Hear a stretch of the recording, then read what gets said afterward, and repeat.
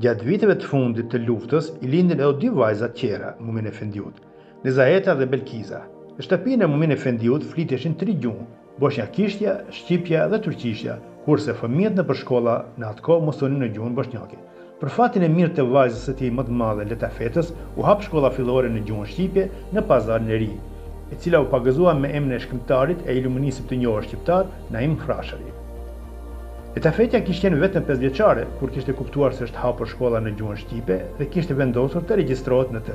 Ja se si e përshkruan këtë ngjarje motra e saj Refahetja. Motra ime Letafetja ka shkuar në shkollë prej moshës 5 vjeçare. Për me u regjistruar në shkollën shqipe janë desh 1000 dinar të Nediqit. Nana s'ka qenë në shtëpi, bile motra as kjo ka guxuar me ardhur në shtëpi me i kërkuar të holla për shkollë, sepse ka qenë shumë e vogël për të regjistruar në shkollë. Ka shku te Fu rajon, të cilin ja patëm dhënë me qera një kosovari. Ja kishte lypur atij kosovarit 1000 dinar, e ai kishte pyetur se pse po duan ato të holla.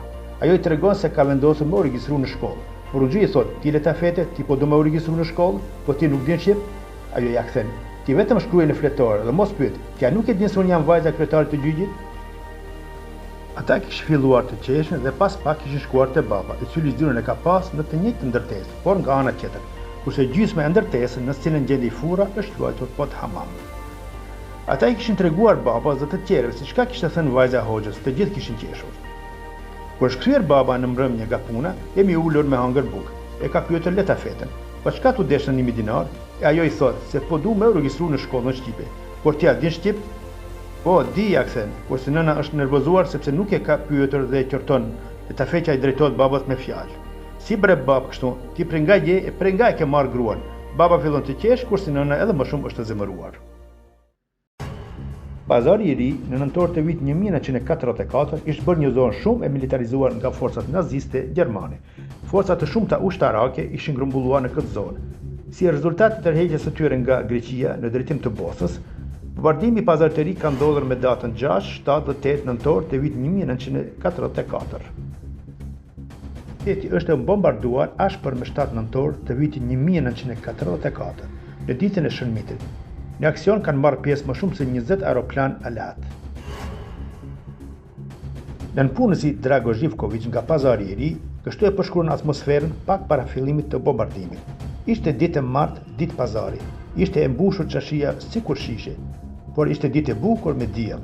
As kujt si ka shkuar mendja se do të ketë bombardim. Endeshin njerëzit nëpër çarshi. I njëjti person për kaosin që kishte ndodhur pas bombardimit thot: "Kur kam arritur te rruga e Stjenicës, jam dalur. Nuk kam mundur me andej. Ishte e mbushur me kufoma të ushtarëve gjerman dhe civilëve. Aty kishte rastis një kolonë gjermane e cila e tëra kishte pësuar. Kufomat ishin të mbuluara me pluhur e kashtë. I kam parë 4 ushtarë gjerman në atë rrugë që po e shtynin një kerre mbi kufoma.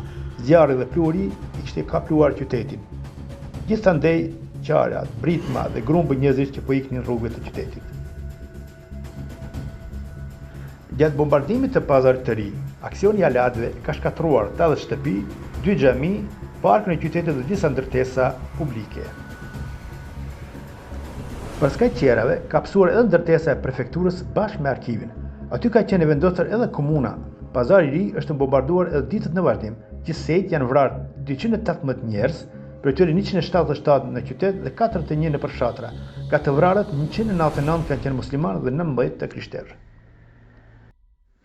Këtë ditë të mëshme dhe plot hidhërim, ja se si e përshkruan vajza e Mumin Efendiut, Refahetja, e cila fatmirësisht i ka mbijetuar kësaj tragjedie të madhe dhe na rrëfen me plot dhembje e emocione, sikur ajo ditë kishte ndodhur dje. Bombardimi ndodhi në mesditë. Paraprakisht dëgjuan sirenët e alarmit dhe pastaj erdhën aeroplanët dhe filluan bombardimet. Kur dëgjonim sirenët, iknim në Baçe dhe i çelim dritarit që të mos thyeshin xhamat. Kemi qenë të gjithë në Baçe, gjithë familja, nëna ime, baba im, daja im, motrat e mia, shërbetoria, kushërit e nënës, bashkë me gratë dhe fëmijët. Ka qenë aty edhe fëqiu ynë Qamili, edhe ai bashkë me gruan dhe fëmijët. Në Baçe ka qenë një moll që i quanim Budallaqe, sepse ishte shumë e madhe dhe me trup shumë të trashë. Edhe ajo moll nga bombat e shkullur. Prej bombave ishin hapur gropa të mëdha nëpër Baçe. 4 apo 5 bomba kanë rënë në Baçën tonë. Dhe njëra prej tyre e ka shkullur mollën dhe trupi i saj i ka rënë në shtëpinë babës tim, duke e lënë rënd të plagosur. Para se të vdes, ja lën emanet dajës tim Emin Beut që të kujdeset për mua dhe ndëron jetë.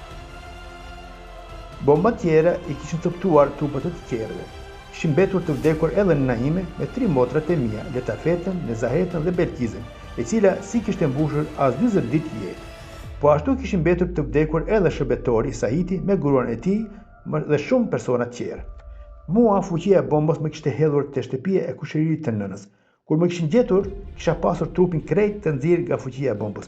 Plaku, axha i nënës, më kishte marrë dhe më kishin mbatur në shtëpi, të gjithë një nga një deri në katund bashkë me shumë të plagosur të tjerë, ku ishim strehuar për një kohë të caktuar. Lefajetja tani më kishte mbetur e vetme dhe nën kujdesin e kishte marrë kushëriri i nënës së saj, Emin Bek Husej Begović. Kështu, ajo kishte jetuar në këtë familje duke ndjerë veten si pjesëtare e saj. Daja i vet ishte kujdesur shumë mirë, bile edhe më mirë se për fëmijët e vet. Axha i saj, Molla Sadiku, me njëherë pas tragjedisë kishte shkuar për ta marrë, por ajo nuk kishte pranuar që të kthehet, sepse familjet të vetën e ndjente familjen e Emin Beut. Molla Sadiku para likvidimit i kishte lënë amenat djalit të tij, Feyziu, që ta kthejë Refajetën në Stupçan. Feyziu, pasi që kishte dalë nga burgu, kishte shkuar në pazar të ri për ta marrë Refajetën dhe për ta dërguar në vend amanetin e babës. Kësaj radhe, Refajetja pranoi që të kthehet në vendlinjen e babës së saj në Stupçan. Deshti Zoti i Madhërisëm që Refajetja të mbetet si një dëshmitare asaj tragjedie, asaj humbje të madhe familjare, por edhe popullore. Refajetja mbeti si një kandil që ndriçon pa pushuar, duke bartur këtë dritë të gjeneratat e reja, si një shpresë dhe motiv për të vazhduar jetën, pavarësisht gjërave që ndodhin në jetë, sepse jeta vazhdon deri në takimin e fundit në Amshim. Refajetja mbeti jo vetëm si dëshmitar e një historie të lavdishme, por edhe një burim i pashteshëm frymëzimi për gjeneratat e reja. Në fund të këtij dokumentari, do ta sjellim edhe një letër të cilën ja dërgoi tezja e vet zonjës Refajeti, Mevluda Mesudbek Omer Begović, në cilën e përshkruan personalitetin e Mumin Efendiut. E dashura ime Refajete. Të dashur miq, desha të jap kontributin tim në përpjekjen tuaj të ndershme që keni ndërmarrë për ta shpëtuar nga harresa prej ardhen tuaj dhe të familjes suaj të ndershme. Në veçanti gëzohem që do t'i shpëtoni prej harresës ata njerëz të mëdhenj, të cilët me punën dhe pozitën e vet shënuan dhe bën për vete kohën të cilës takuan. Atë që kur nuk mund të harroj nga fëmijëria ime është këndimi i mahnitshëm i Kuranit të Madhërisëm të dhëndrit ton Rahmetli Mumin Efendiut. Ai ishte shumë i shkolluar në Al-Azhar, ka arritur shkollim dhe përgatitje të larta si gjykatës sheriatik. Me direktivat e prorëve të lartë të Bashkisë Fetare Islame, ai u vendos në këtë pozicion në Pazar të Ri, ku edhe u martua me zonjën Fakat, të binje një personaliteti të lartë dhe doktorant të parë të shkencave juridike të Sanxhakut, Kamil Beut. Mumin Efendiu, ashtu siç edhe vetë emri i tij që tregon, e këndonte Kuranin sikur të kishte lindur me të. Në atë zë, sikur pasqyroi natyra fisnike e vet interpretuesit. Sa më kujtohet, ai ka qenë njeri i veçantë, personalitet. Zotëri, efendi, me dukje të bukur, trup të bukur, fytyrë të bukur. Më shumë kishte një bukuri orientale, shpirtërore, i qetë, me shallin në kokë duke i pazakont, i denjë për çdo respekt. Absolutisht linte përshtypjen e njeriu të robit të Zotit, i afërt i Zotit. Amin o Zot, dhe gjithashtu të gjithë juve ju përshëndes me shumë selam. Pra, sigur jeta e tij që ishte për plot histori e ndodhi interesante dhe me shumë ndikim në kohën së cilës i takoi. Po ashtu edhe vdekja e tij ishte e një njeriu të zgjedhur nga Zoti të jetë dëshmor dhe dëshmitar i një kohe që kërkonte burra të fortë dhe të veçantë, siç ishte vetë ai. Allah mëshiroft atë dhe familjen e tij dhe gjithë ata që e përkranë dhe ndihmuan në misionin e tij për një thirrësi dhe luftëtari në rrugën e Zotit.